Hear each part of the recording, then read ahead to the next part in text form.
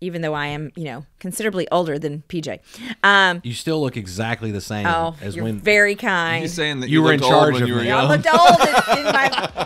He says I looked old in my 30s. Thanks, Is that's not great. what I was saying. This case should never have come to trial. I don't think it's fair to call my clients frauds. Because one time I turned into a dog and they helped me. Thank you. Your Honor, we would like to withdraw our plea of not guilty and enter a plea of guilty. This trial is a travesty. It's a travesty of a mockery, of a sham, of a mockery, of a travesty, of two mockeries, of a sham. If we are to have faith in justice, we need only to believe in ourselves. And the truth shall set you free! How do you plead, guilty or not guilty? Oh, guilty, but with a real good excuse. I think the truth will come forth. You can't handle the truth! Hello, everybody. It is time for More Law Light. As always, brought to you by Foreman Watson Holtry, fwhlegal.com. We are situated today in the library studio at 530 Frederick Street at the high-rise white brick edifice. And PJ, how are you doing today? Doing okay. Well, it's good to see you. It's good to see you. I'm glad you're here working. And we are kicking off an exciting month. As we talked about at the end of the last podcast, we are going to focus on... You okay there? Yeah, I just had to drop down a little. I had to drop it like it's hot. Low. That's right. We're going to, in a lot of different media outlets this month, both on social media and through our radio station marketing and through our podcast, we are highlighting teachers and educational awareness. And it's an exciting month, and we're going to get right into that today because we have a guest that you've invited to the podcast. Before the podcast began today, before we started recording, I understand you go way back with this particular individual. Just a few years. Yeah. Way back makes it sound well. like You cannot run from the fact that you are aging, my friend. Okay, Yeah. and I'm almost 40. So this person was. Yeah. I know. Isn't that terrible? I'm rolling my eyes at you. So anyway, without further delay, if you would be kind enough to introduce our guest, and then we'll jump in and have some questions for her. All right. So who we have today? So I've called you Miss Greer for a very long time, and you on many occasions you're like, you can call me Carolyn now. Yes. But you were always Miss Greer in the beginning. Well, yeah, but you almost are 40, right? So yeah, I think you can call me I can't say Carolyn. mid to late 30s anymore. Contemporary. At 39, I have to say pushing 40. So, well, you provided us with a bio that I had asked for, but it would probably be less exciting for me to read it and more exciting for you to. You don't have to read it, but just kind of give us a brief overview of who are you.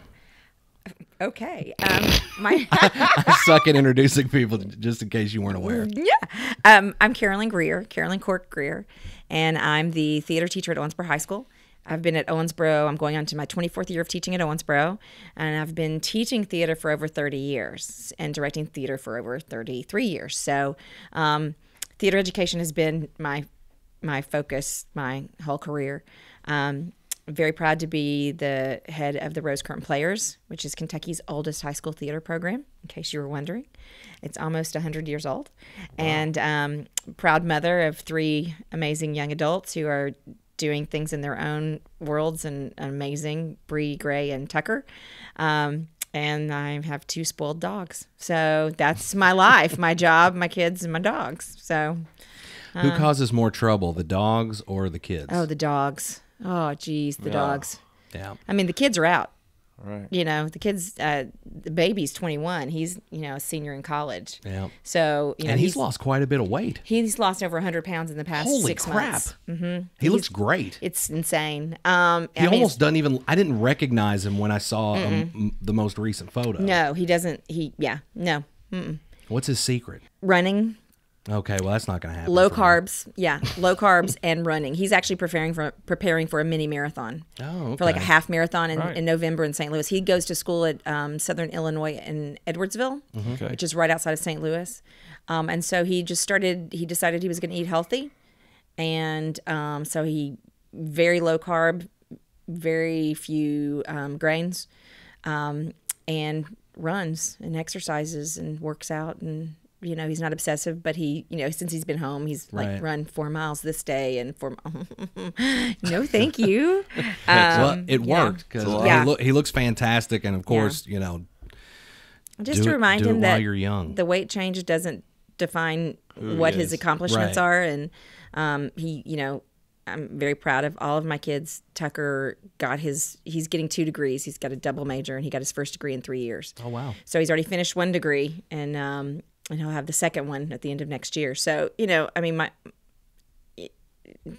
I'd rather focus on the joy of the great stuff that he's accomplishing, outside the physical. I'm proud of him for being physically active, and I'm proud of him for doing all of that, because that will make things easier for him. Yeah. Lord knows. Right. Well, I'm still fat. That's why I was focusing on that. Well, I'm a fluffy girl, so, so about that. I get it, But yeah, so he lives far away. I mean, he's home. He's been home for 2 weeks, and that's been really lovely. It's been nice to have time with him and with his girlfriend, Katie.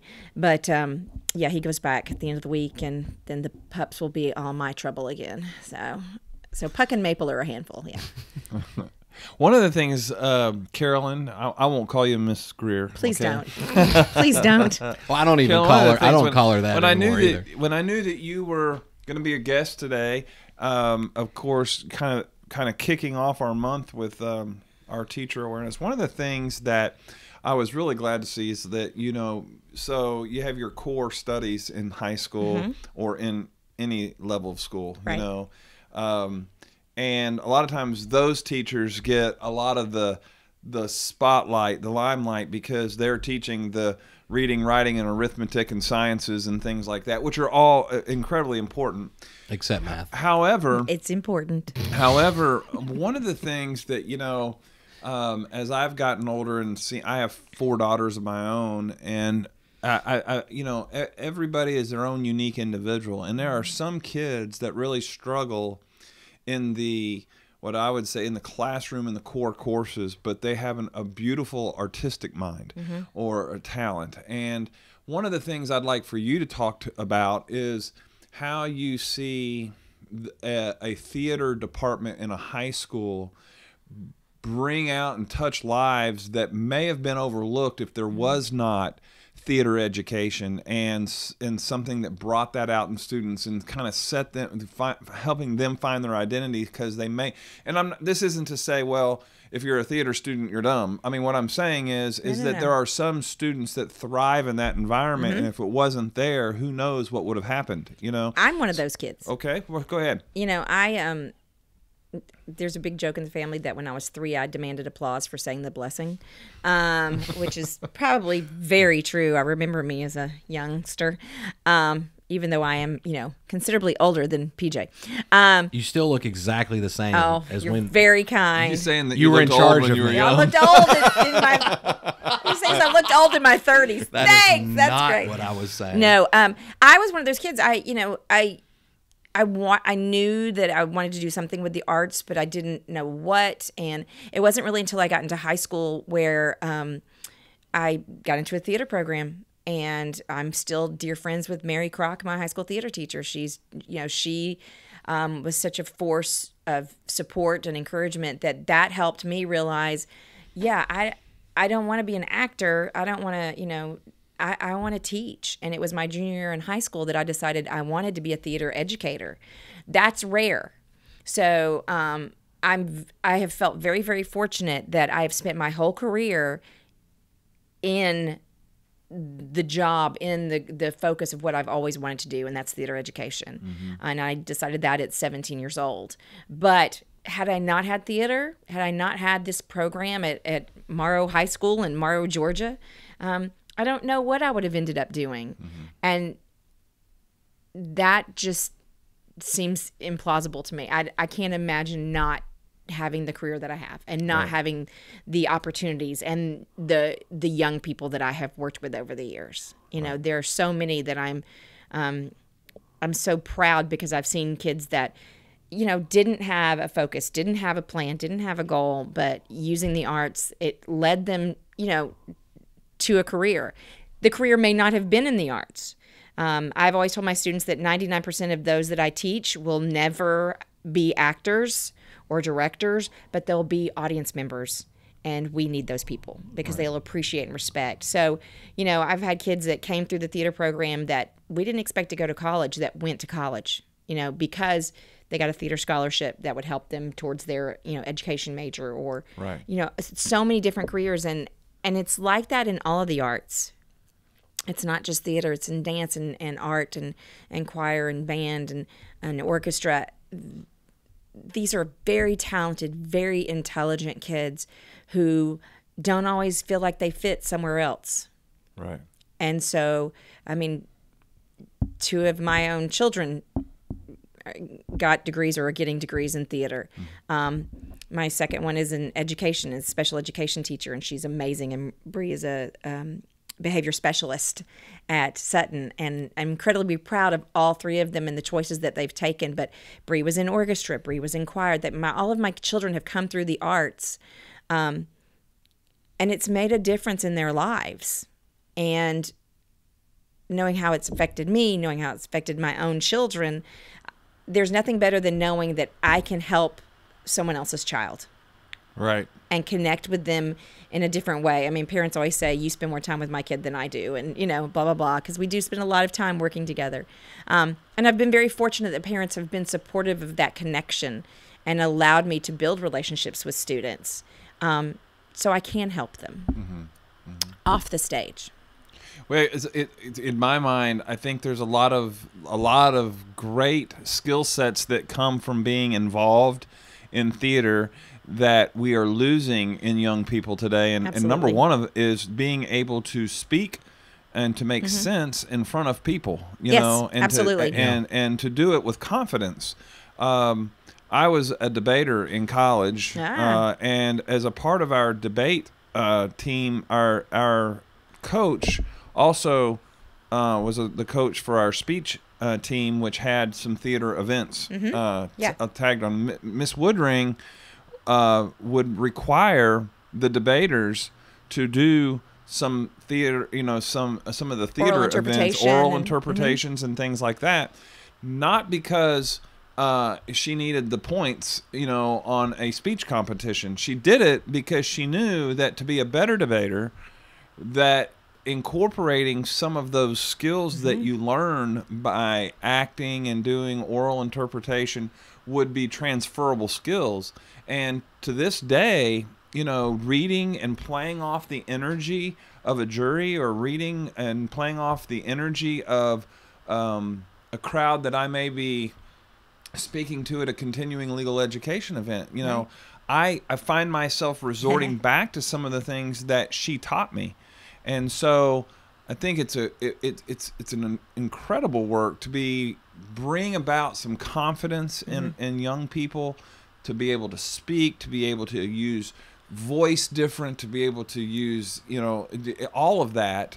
And so, you know, I can imagine the lives you've touched in your position because of that, you know. Thank you. No, I mean, that's one thing that I find amazing, when parents are always so shocked, you know, that their child who was shy, you know, will get up on stage and perform. And it's just always, you know, they're so shocked and amazed. What did you do? I didn't do anything. I gave them the opportunity to try. And that is, I think, one of the best things about the arts and about theater, is that it requires so many soft skills that are so necessary today. Communication, teamwork, you know, collaboration, in that sometimes it's collaborating with material, not necessarily a person, which you would understand with doing oral interp and that sort of thing, or even communicating, you know, to a jury. Right. And I've had former students who went on to be lawyers, and, you know, they kick butt at it. And it's because they understand the need to share their gifts. Right. You know, and the gifts that they've learned, because theater is hard. That's what people don't understand. Theater's not easy. Even if it's an easy role for you, it's still a responsibility, and it's hard work. You're working with other people. You are, you know, having time management. There's organizational skills, planning skills, creativity, which, you know, it's so funny to me because people always think creativity is the number one thing about acting, and it really isn't. I mean, it helps. Yes, you need to be creative in order to do the skill, but you have to have all of these other skill sets to do it well. And I just hit the microphone. Sorry. Yikes. It's okay. I'll remove all that. Thanks. Please. Or do. will I? Yeah, probably not. It'll be there. My eek will be there. Yeah, and so it's just cool. It's a cool career to have because I do see that. Right. And I do see those students, or I have parents who will come back to me. I have a student who just graduated, and he's like in accounting.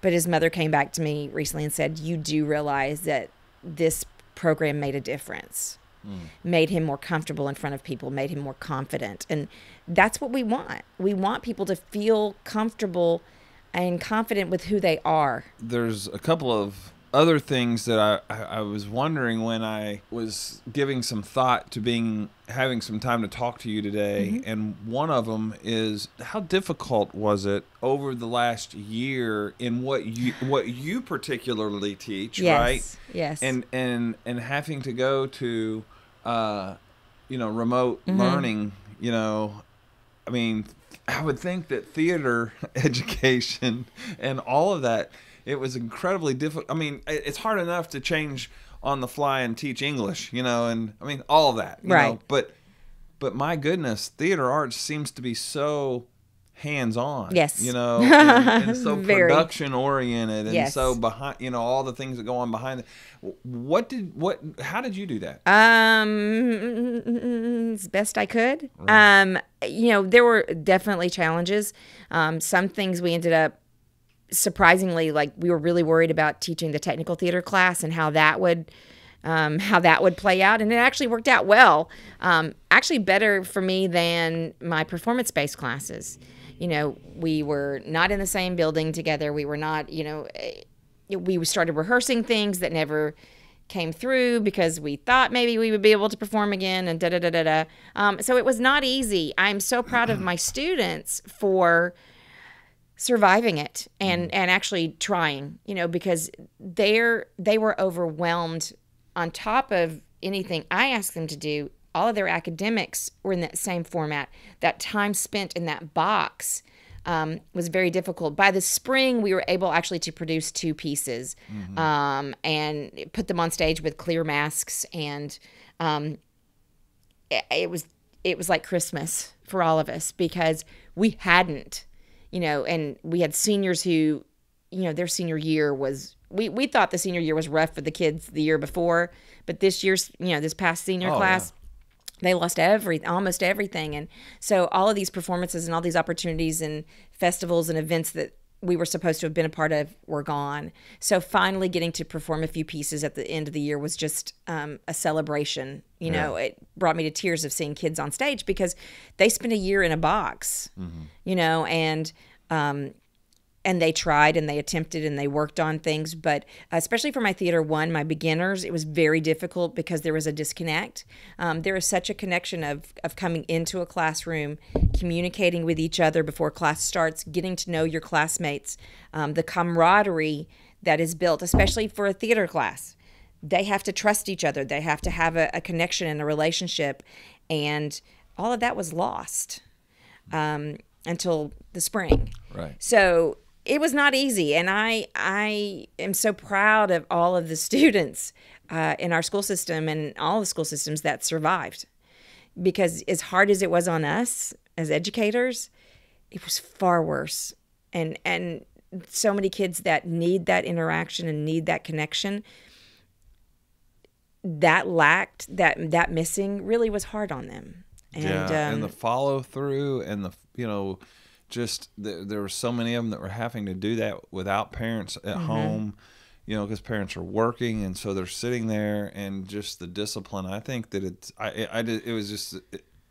I hope we don't go back to anything close to that. Please, no. But goodness, what a toll it took on our students. I think. Yes, absolutely. Oh, absolutely. And you saw it when they came back. They were either just thrilled. They were just thrilled to be in a room with people again, even if they were 3 feet apart or 6 feet apart, or, just to be in a space with people again was such a huge, huge relief. Right. And then there were others that were like, I was fine. Just let me stay, Yeah. And I get that too. I mean, Right. and some kids who are independent learners or independent thinkers who, are introverts who don't need that interaction. For some kids, they did extremely well. Right.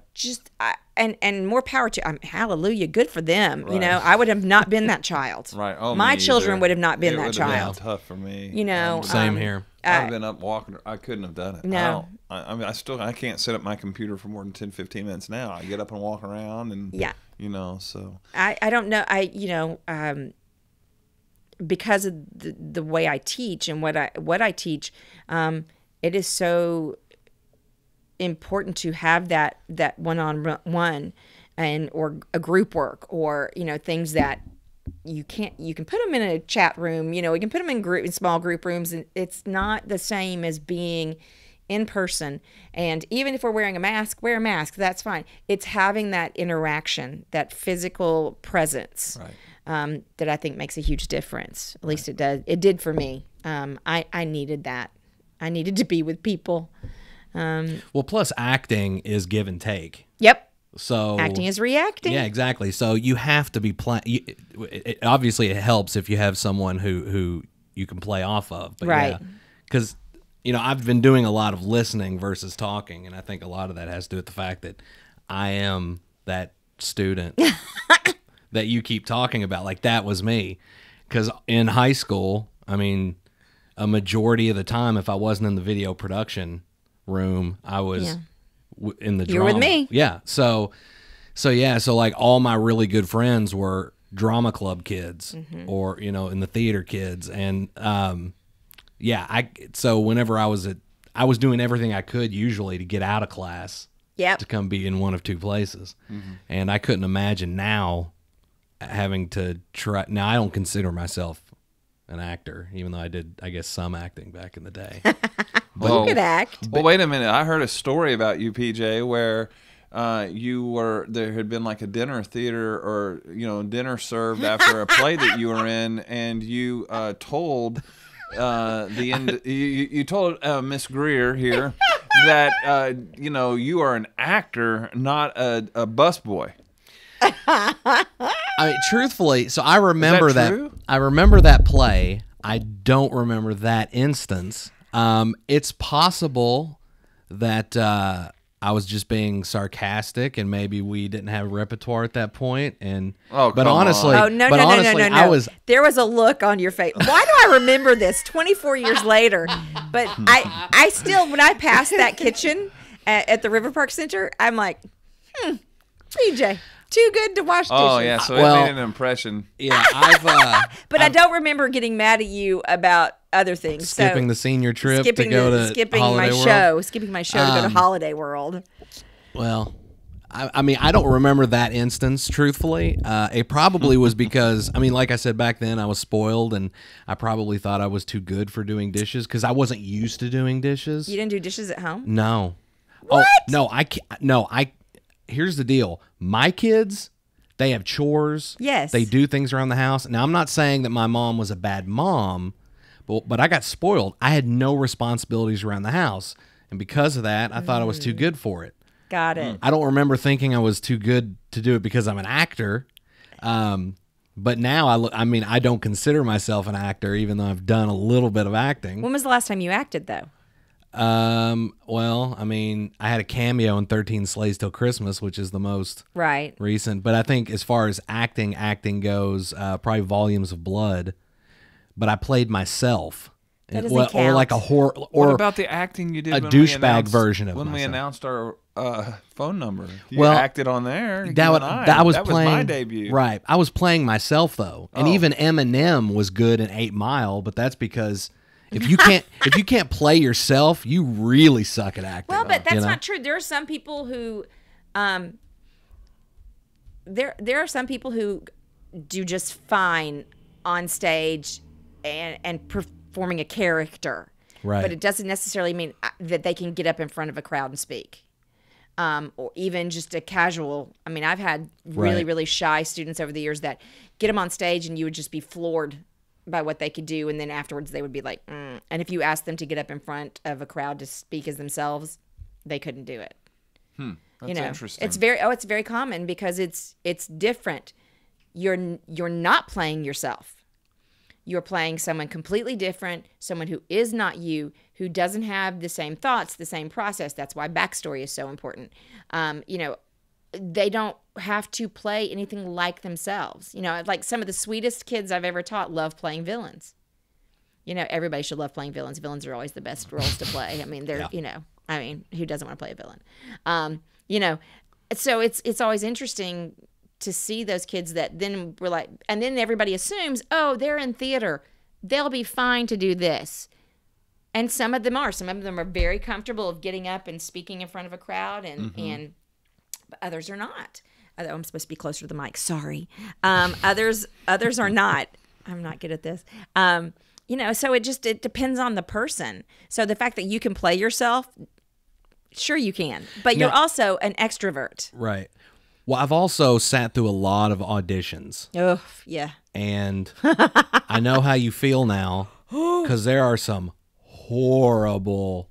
We actually had an audition, and I felt so bad for this guy. I don't know who he was, but we held an open audition for 2 days for Volumes of Blood horror stories. We had a guy who drove from, I think, 5 hours away. And look at your clout. Well, I just said oh my gosh, my students would kill me. Your clout. Well, if he was like Tom Hanks, then I'd probably pat myself on the back. But this was someone who, it was like Tom Hanks's second cousin that you never would put in your movie. Oh no. He was a nice guy, but I mean, that's the worst. The people that during an audition they just read the lines, but even then they can't even read the lines. Yes. That was this guy. Bless his heart. I felt so bad for him because he was real excited going into it, and he drove from like 5 hours away.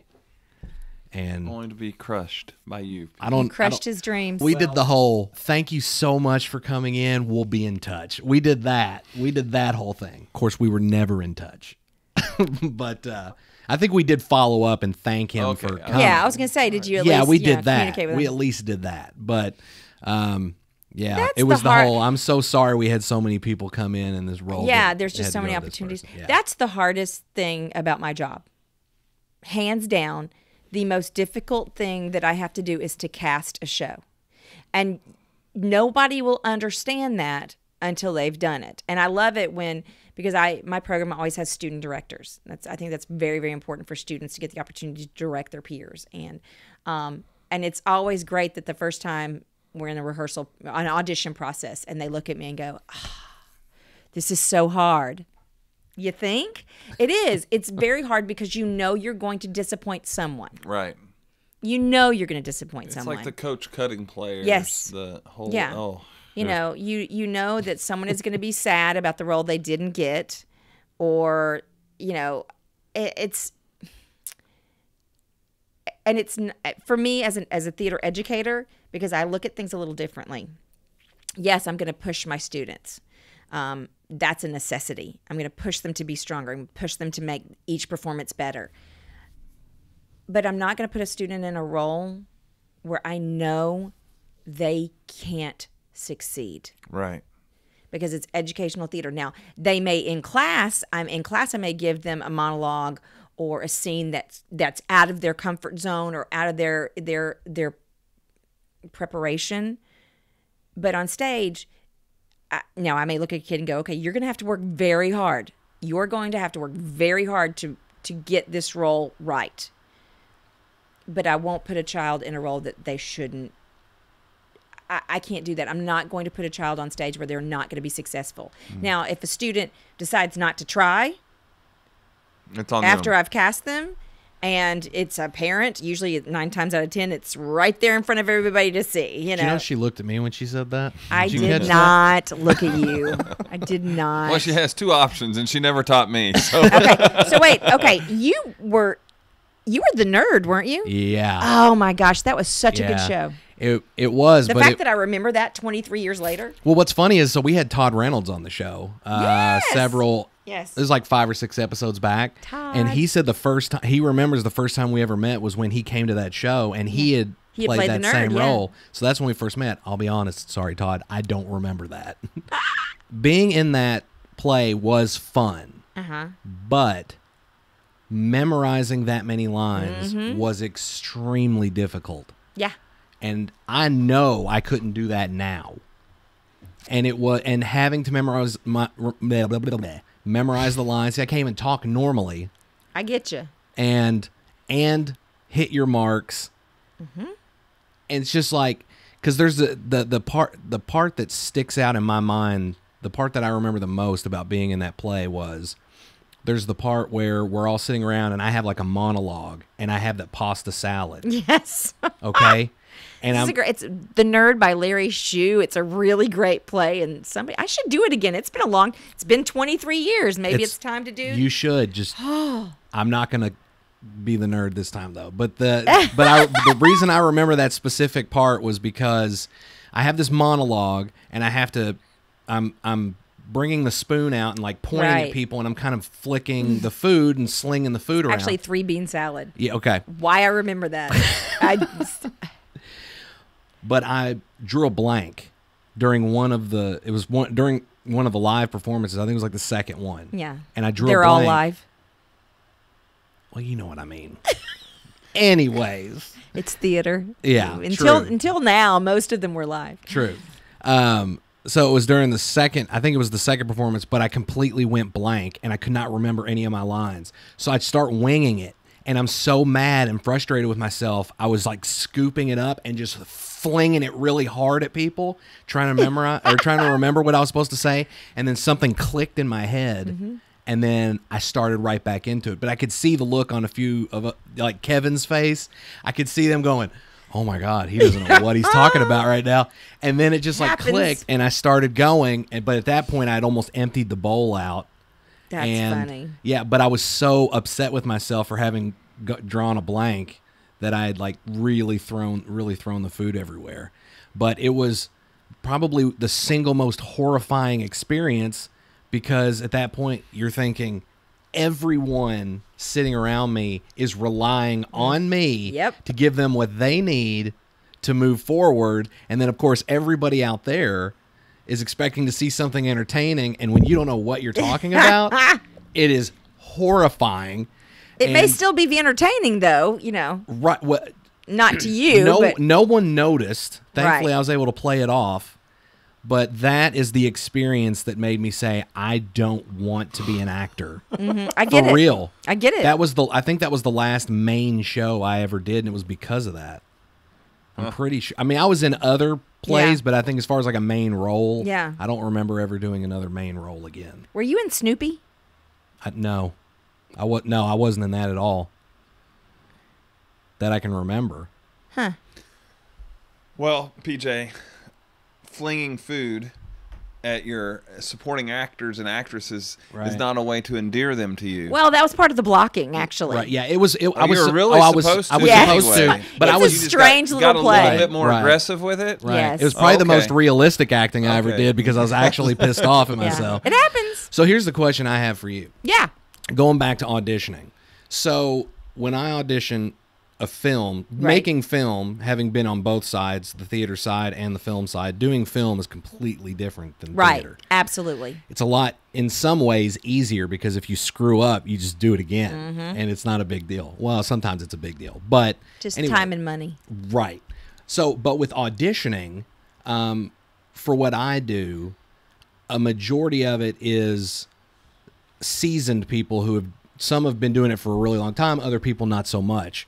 But like whenever we auditioned our most recent project, we had over 300 submissions, and that's a good, awesome. Yeah, that's like a good problem to have, because instead of going, oh, I don't know, I guess I'll put this person here because they work the best. It's more like I have 4 people and I like them all, but I can only choose one of them. Yep. And those are typically the situations I'm in. Now, with what you do when it comes to auditioning shows, you're getting actors who are literally at the beginning stages.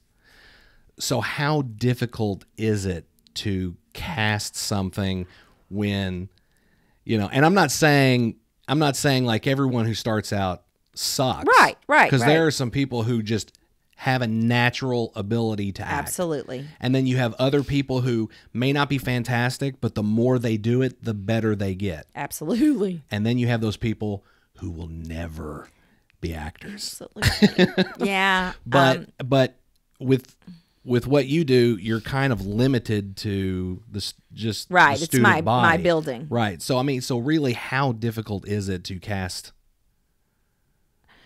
And if I'm putting you really on the spot, no, then you're not. I mean, one of the things is that I always, when I'm picking a show, especially if Jennifer Wiggins and I are picking the musical, we look at,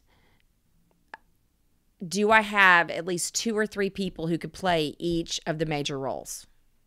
Because if I only have one kid that can play the lead, no. Because what if something happens? What if they decide not to audition? What if, they move? What if, that's happened. They get sick. What if they get sick? What if, there are all of these what ifs that you have to make sure that there is someone that you have options. And I can't tell you how many times I've gone into auditions where I just have it in my head at callbacks. Callback is when you've auditioned and then you bring a group of people back to read certain roles. And there have been so many times where I've come into callbacks knowing exactly who I think I have the cast, and then one thing will happen and it'll change everything. So if I didn't have more than one person capable of doing that, I wouldn't do it. However, when you're talking about casting, we produce shows in class. So each of my classes perform at least once a semester. Except for Theater 1, and they perform in the spring. So by the time you've had your Theater 1 kids, you've learned about them, so you have an idea of what kind of pieces they could handle. So that's where we look for ensemble pieces where everybody gets an opportunity. But some, maybe the stronger, more confident ones, maybe get a larger role, but just depending, because you want to make sure everybody has that opportunity to shine. So educational theater is really different in that than what you do, because we're about making sure that we find opportunities for our performers. And yes, there are some kids who are never going to be strong actors. They know it. I know it, but they want to be a part of the process. And if they're not technical people, then I'm going to find something for them. Right. So educational theater is different than community theater. It's different than professional theater, because our focus is not on the end product. Like for you, your film, it's on the end product, your films that you make. For me, it's the process. And the end product is a plus. Family and friends coming to see the performances. But it's the process of teaching and learning and growing as performers. So my process has to be different than you. Now, it doesn't mean that I've done shows and I've turned, we're doing Into the Woods this year. This is our musical. We do every other year. We do musicals, and usually it's musical year and Shakespeare year. And this past year was our Shakespeare year. Didn't happen, and had such a really great show. But we will have to turn some kids away. We will, but we will, because it's a certain number of actors and characters in the show, and that's it. You can't. There's not a big ensemble. There's not, if you're doing Guys and Dolls, you can have as many hotbox dancers and gambling guys as you can possibly, get. But with certain shows, it's a limit. So there are times that we do have to turn people away. We're honest with them. We explain why they weren't cast. We encourage them to look at what they can do to improve. But we always make sure that we offer them an opportunity to work on the show in some capacity. And so many of my tech kids now are kids that started out auditioning. I love this story. I'm going to tell you a story. Can I tell you a story? Sure. This spring we did just some scene work in one of my classes, and I had 2 girls who were techies. They see themselves as stage managers, lighting designers. They are full out techies.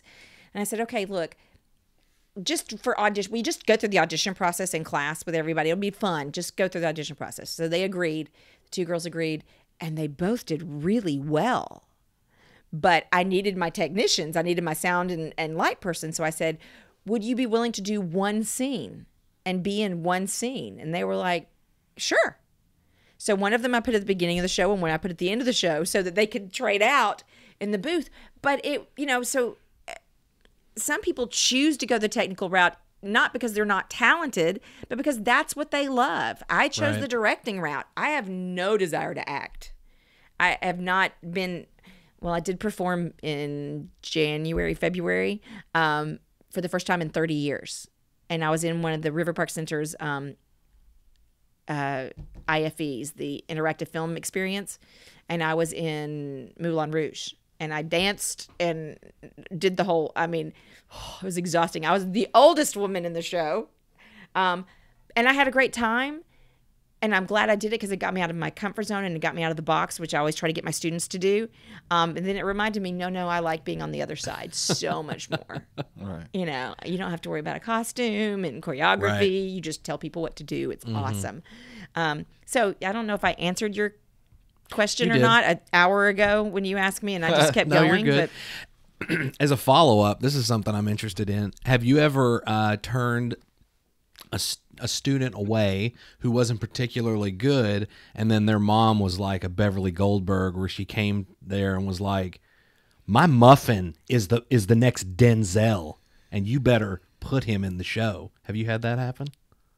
You don't have to say names specifically. I've had that happen twice in my career at Owensboro. Really? Yeah. And usually what I can do is I can talk to the parent and explain my situation, explain why I cast the show the way I did. And most of the time a parent will come around, or if they don't tell me. Because I'm never casting a show to hurt anyone. Right. But yeah, there are parents who see it. And the kids do the same thing. The students will be like, "Oh, dude, you're so going to be Romeo," or "You're so going to be this role." And I always tell my students, don't sit down and cast this show, and don't make your friends assume that they're going to get that role that you think they're going to get. Right. Because 9 times out of 10, it's probably not going to happen. Yeah. I don't ask students on an audition form, I don't ask them what role they're interested in. I don't ask because it's not up to them. And often kids think they know their type, their type, their character type, and oftentimes they're not. They're boxing themselves in. And they, shouldn't assume that they're only going to be able to play this part or this sort of role. I have a former student years ago, Ben Stone. Did you know Ben Stone? I know. Nope. I've talked to him, I think, a couple times. Ben Stone. He's an amazing percussion teacher now. But Ben, his senior year, he told me, he said, every time you cast me in a role, I hated that role when you cast me, but by the end of it, I loved it. And I loved that because it meant, okay, look, it was a role that you thought was going to be kind of gross or kind of not fun or whatever, and he made something out of it. When we work together to make something out, that's always the goal, is for a kid to take a role and run with it, and with my guidance, really create something they're proud of. So that to me is like a huge compliment that it, good, because you may have hated it in the beginning, but you found out you didn't quit auditioning. You kept auditioning, so obviously you liked theater, But it's hard. It's very personal. It's very vulnerable. Another reason I don't act. Vulnerable thing to audition, and to put yourself out there. It's something that 90% of Owensboro High School doesn't have the guts to do. And that's one thing I remind my students. You are braver than so many people. And, it's not easy. Yeah. So putting yourself out there is not easy. Accepting the role you didn't want or not getting the role you want isn't easy. And I know that because I was that kid. I was good enough to be, I could sing and I could dance. So I was always great in an ensemble of a musical. I was never going to be a lead actor. I know that. I knew that then, even though it was always, so I get that kid and I understand. And that's why I always try to make sure that they understand why and what we can do together. We thank you for your time. Thank you. And thank you for what you're doing with your, 23 years of dedication to Owensboro High School and our students here in Owensboro. 30 years total, I guess, going in. And so superb work. Of course, the Rose Curtain players are well known through, that name just is synonymous with Owensboro High. And so beautiful facility down there, and but we're really glad you came and made some time for us today. Can I say one more thing? Sure. As an educational theater person, it's never too late. And for our community, we have so many wonderful community theaters. We have Bluegrass Community Theater, Encore Musicals, Theater Workshop of Owensboro. There are so many opportunities for people to try it or to try it again, PJ. Wait, did you say musical? Not all of them are musicals. Okay, I definitely can't sing. I think it's time. I think Mrs. Greer is calling you. Miss Carolyn calling you out. Boom! See, Carolyn. See how hard it is. He's doing it on purpose. Yeah. You can't even read it. I'm not. That's how good of an actor you are. Right. That's exactly there right. You go. But it is. I mean, truthfully, it's never too late. It's never too late to try it for the first time, and it's never too late to come back to it. I've always told my students theater will always be there for you. And so, we have amazing community theater here in town that are doing all different styles and different types, and they're all working together. It's just really lovely to see our community arts come together the way they do. So I really encourage people to, give it a try. Yeah. Voices of Elmwood, we're always looking for performers, and we are in the right community for this. I mean, we are so lucky that Owensboro is such an arts-focused community. So I really, I encourage people, give it a try. Don't be afraid. First time in your life, go for it. You never know. Star is born. There you go. Here's what I'm thinking. I'm just going to throw this out there. Blood Moon Pictures partners with you all. Okay. And we shoot a slasher film at the high school using the theater students. And we make a film there, so it's like a dual educational. That's really cool idea. Collaborative. It's a really cool idea. I'm a big chicken. I'm being dead serious. I am too. It's a really cool idea. I'm, if the school system's in, I'm in. Would they allow us to shoot a slasher film? I don't know. I mean, it's a student. If it's a student, I'm a past student. You are a former student. Alum. You are an alumni. Right. You're a Rose Curtain player. Yeah. Once a Rose Curtain player, always a Rose Curtain player, whether you like it or not. Act well your part. There, all the honor lies. Thespian Troop 3161, baby. Yes. Here there we go. go. I'm so proud of you. That's great. No, that would be cool. I am terrified of horror films. Well, that's just it, though. You're not when you're there on set. Exactly, it's not it would be totally scary different for at me. all. It's so more fun. I couldn't watch it, but I could be a part of it. Yeah, That's right. absolutely. Oh, that would be cool. Well, thank you again. Thank and, you. We look forward to see if something comes about here. We'll but make it again, happen. also just to all of our teachers, we are grateful for the time that it takes to do it right, and we appreciate you. And look forward to this month where we get to talk to several others, and again through our media and everything, appreciate the job that teachers do for our kids. All right. All right, well, this has been Law Light, brought to you by Foreman Watson Holtry, fwhlegal.com. Check us out on all of our platforms of social media. And until next time, you all be great and have a super day. This case should never have come to trial. I don't think it's fair to call my clients frauds. Because one time I turned into a dog and they helped me. Thank you. Your Honor, we would like to withdraw our plea of not guilty and enter a plea of guilty. This trial is a travesty. It's a travesty of a mockery, of a sham, of a mockery, of a travesty, of two mockeries of a sham. If we are to have faith in justice, we need only to believe in ourselves. And the truth shall set you free! How do you plead, guilty or not guilty? Oh, guilty, but with a real good excuse. I think the truth will come forth. You can't handle the truth!